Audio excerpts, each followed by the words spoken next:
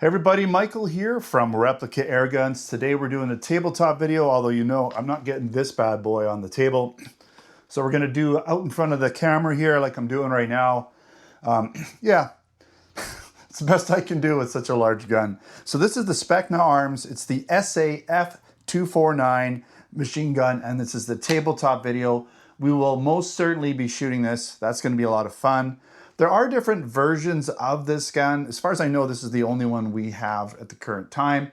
Possibly we might get different versions. I've seen different versions of them online, different stocks. It's mostly cosmetics. Internally, I believe they're all going to be very similar. Maybe some updated components. I noticed the gearbox looked a little different in mine than some other videos that I watched. I also noticed that although people said that the barrel on this one, the outer barrel was plastic, on mine it appears to be metal. But then another one, that a person that reviewed this same model said that this rear stock was metal. This one is plastic for sure. It's not that heavy. So they may have swapped certain parts, changed some things. That's what companies do over time. You know, it's just something they'll do when they're revamping a product, updating it or whatever. But this is a really neat product. It's basically a support gun, right? It's got a 1500 round magazine. It's an AEG, so we'll get some of the basics out of the way. You know, this is a support gun, and it's a high capacity with an auto feeding mag, so it's motorized, uses a battery. Very cool. But let's get into the specifications right now. By the way, just so you know, it's not going to be the least expensive gun, but it's not that expensive for this very unique gun. It's about $400 Canadian, slightly more. So it's not over the top, you know. When you compare it to an AEG, you're going to spend at least $200 for something even middle of the road. So, you know, for an AR type style. And this one, by the way, does work with AR magazines. So it's kind of neat. You could, you know, if you ran out, you could hot swap an AR magazine real quick and keep shooting. Although I'm sure you'd run out pretty quickly. Again, this is available in our Canada Replica Airgun store, replicaairguns.ca. I'll put links in the description. And a field test video will be coming down the road later on. So I'm just going to pull this out so you can see how you can let me get this there. You can kind of get it ready, put it on your shoulder. Might as well get that out of the way. But I am going to keep it in for most of this video just because it's a pretty big gun. Okay, let's get into the specifications. It's made by Specna Arms. It's the FN M249, or basically styled after the FN M249 support weapon platform. There are no FN markings on it, so it's not licensed, by the way. It shoots in, as far as I know, semi and full auto, but I'm pretty sure it's just full auto. From what I can tell, I think there's just basically, I don't see a selector switch unless, I don't know, could be, but as far as I can tell, it looks like there's just the full auto.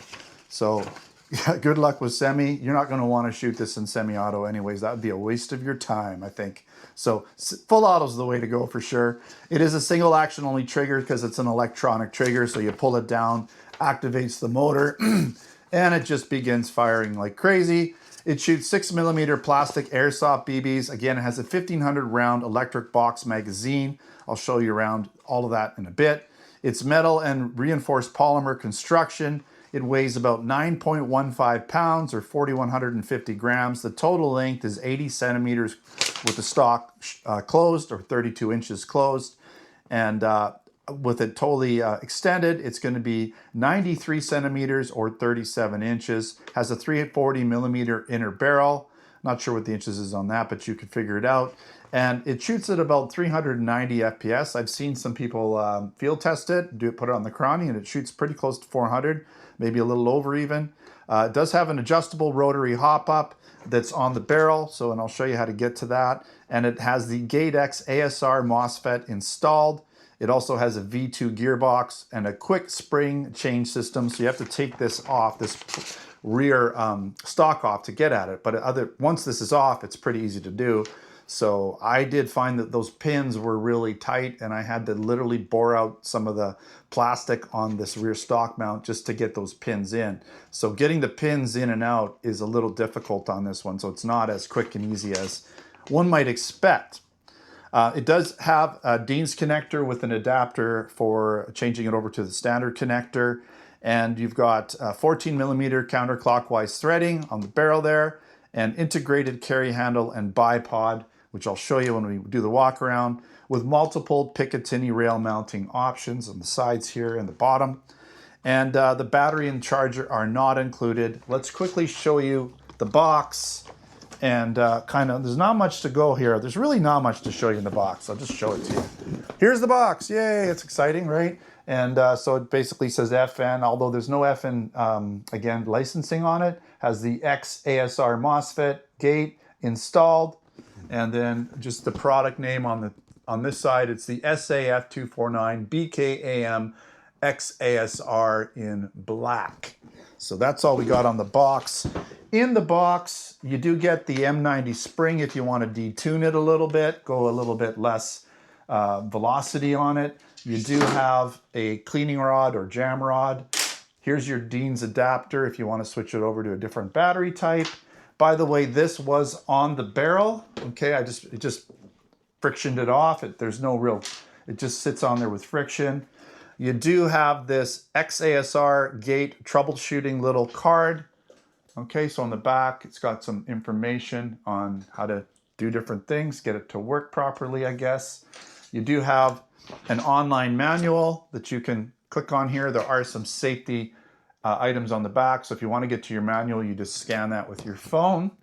Now this, I didn't really see activate the trigger.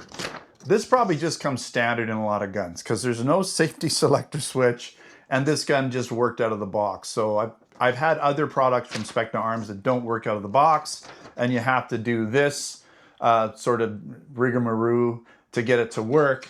Otherwise, you're going to think your gun is bricked out of the box, and you don't want that.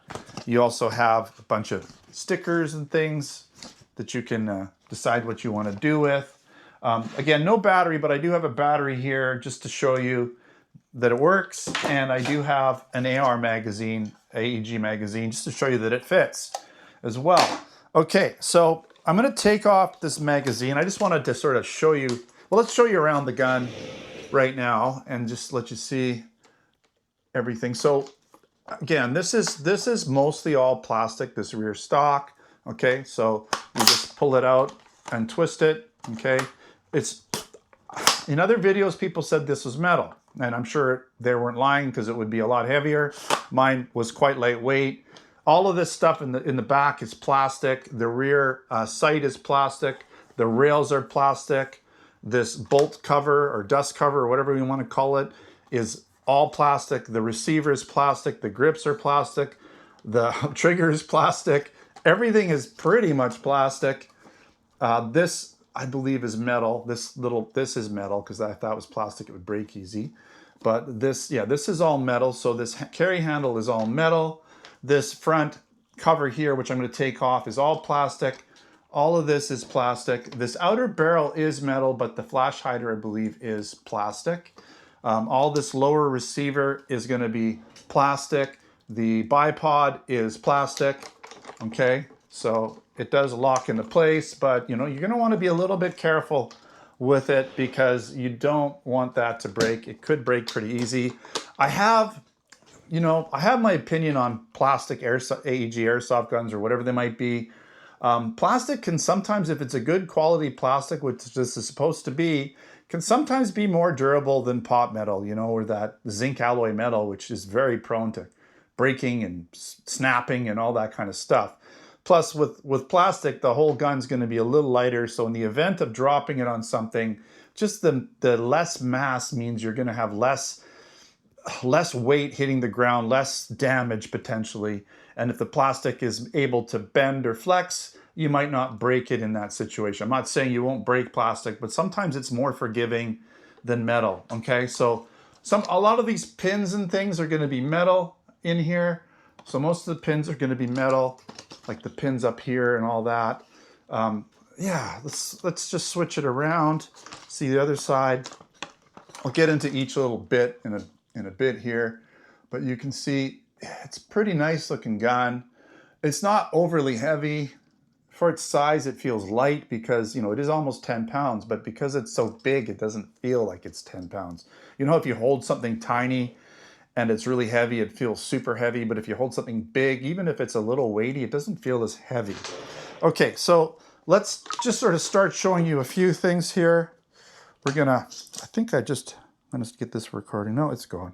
So we're gonna take off this little dust cover. You just pull it forward. It's like the top sort of part of the forward grip area, and it just snaps onto the barrel with these little springs. So there's not much to it. But once you've done that, you can then push this, I think it's forward. Yeah, forward. And now you can take the barrel off. And you'll notice you have an inner barrel and an outer barrel. So here's your hop-up adjustment on the inner barrel. This is definitely metal. So most of this barrel is definitely metal. Now when you put it back in, there's a little slot that you gotta put that in. So there is a little slot there that you have to put it in so you can get that in properly. And then let's put this in.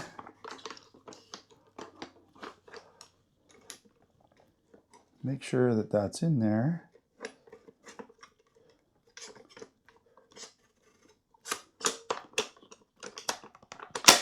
And once it's in, it snaps in place. It's nice fitting in place there. And then you can see how it fits in. So you have to make sure that it's in there. Like, it's gonna be tight once it's in. If that little slot wasn't in the barrel properly, it's not gonna fit properly. And I think it wasn't actually in fully before then. So this actually shortens it up a little bit. So yeah, otherwise this will be sticking out about a ½ an inch more than it should be, maybe even an inch more than it should be. So that's how you get the barrel off and adjust the hop up. Again, you just squeeze this in together, and that comes down. To just remove this back plate or the cover, you just pinch these two guys right here, and then you have access to the gearbox and your battery area. So let's put a battery on right now and just let you hear what it sounds like. I'm not gonna make the gearbox or the auto loading BB thing go yet, but we're just gonna. So I don't see any way to make it semi-auto. So I thought maybe this might be the selector, but it's not. It doesn't do anything. So it's full auto all the time. As far as I can tell, I can't see a switch anywhere to change it over.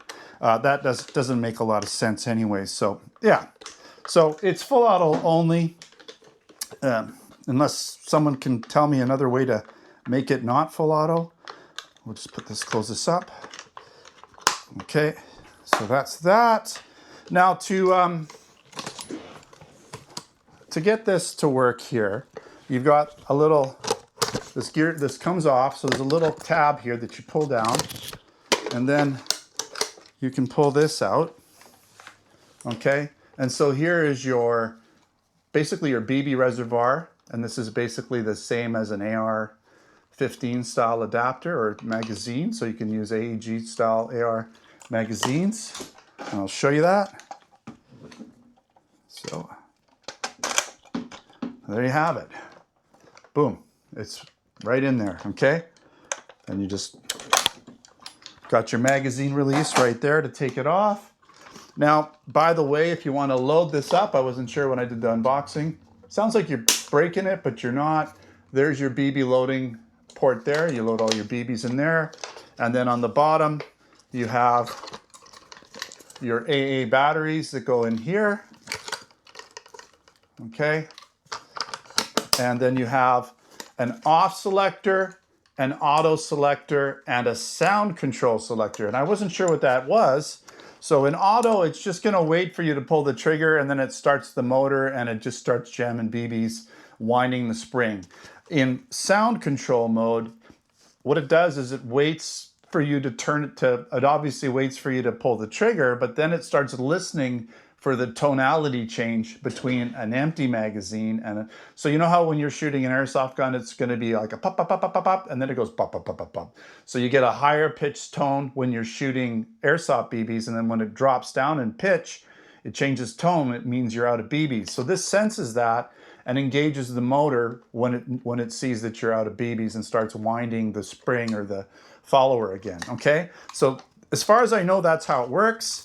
I haven't tried it out yet, but I will, and I'll verify that when I do the field test shooting video. But as far as I know, that's how that works. Kind of neat. It's got this little green baggie that goes over it, And again, 1,500 rounds in there. So that's really cool. Not sure what else I need to show you guys. Maybe I'll just show you the underside a little bit here. You do have some markings on the bottom. You got some markings there, serial number. It's a nice looking gun. There's your pick rails, bottom, top sides. It is a nice gun, you know. I do have some concerns in terms of durability, just because there's a lot of plastic and it does weigh almost 10 pounds. So if you do drop this, you know, there's a good chance of breaking some plastic parts. That's to be expected. If it was metal, again, you could still break metal parts. In terms of realism, it would be nice if it had just a tiny bit more metal and weight to it. But overall, I think it's got metal where it needs to be. And, you know, I wouldn't mind if this rear stock had metal in it. That would be kind of cool. I like that they've added the metal to the barrel. It would be nice if the metal was in the rear stock. Maybe a metal trigger guard would be nice. Metal bipod would be nice. I think having the receiver, most of those parts plastic, not a bad idea. This would be cool if this rear cover was metal, stamped steel. That would be nice, like an AK. That'd be kind of cool. But you know, you get what you get. I didn't really show you how to get to the spring, but there's basically a quick spring. So you would have to pull off this, take these pins out. So there's 2 pins on either side, one on the bottom here and one here. So a pin there, pin here. You pop those out, you take off the rear stock. This whole hinge comes off, slides down, like so you have an open space there, and then you can get access to the spring here. So yeah, I'm not going to change the spring. I don't have any intentions of doing so, but that's how you would do it. Yeah, so that's pretty much it. Again, it's in our, whoops. Yeah, that's kind of weird too, because this is just like if you do this, it can open up just by squeezing it. So you have to be careful when you're holding it that you don't squeeze the bipod or it's going to flip open on you. It's not super sprung though, so it's not a big deal. Okay, so we do again have this in our Replica Airguns Canada store at replicaairguns.ca. I'll put links in the description. If you're interested in other products, air guns, BB guns, airsoft guns, pellet guns, blank guns, and other accessories, then check out replicaairguns.ca for Canada, replicaairguns.us for the US, and of course replicaairguns.com for our blog, articles, written posts, additional information and photos and things like that. Again, if you're not watching this on YouTube, we're now back on YouTube. We're on Rumble, we're on Vimeo, and we've got, you know, information all over the place, Facebook, Instagram, all of that stuff. So check out all of our social media if you have the opportunity, and sign up and whatever you got to do. Okay, thanks again for watching. Until next time. Oh, I forgot one thing. Might as well. I did forget one thing. It does have a fully adjustable rear sight. So for windage and elevation, it's a peep sight, but it is fully adjustable. You have dials for elevation and windage. Now I can finish her up. All right. Thanks again for watching. Until next time, take care.